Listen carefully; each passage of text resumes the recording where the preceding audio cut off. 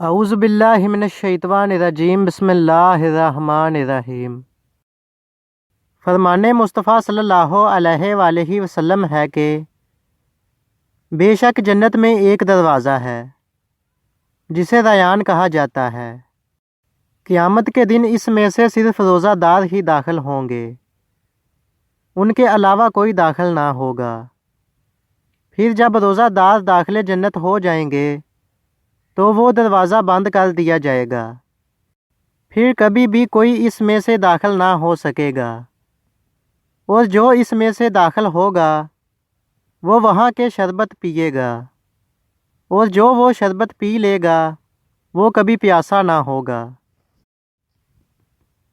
Video کو like کیجئے، اپنے دوستوں کے ساتھ شیئر کیجئے، اور مزید اس طرح کی ویڈیوز دیکھنے کے لیے ہمارے چینل کو سبسکرائب کریں۔ تو چلو دوستو، ملتے ہیں نیکسٹ اچھی سی ویڈیو کے ساتھ۔ اپنا خیال رکھیے گا۔ اللہ حافظ۔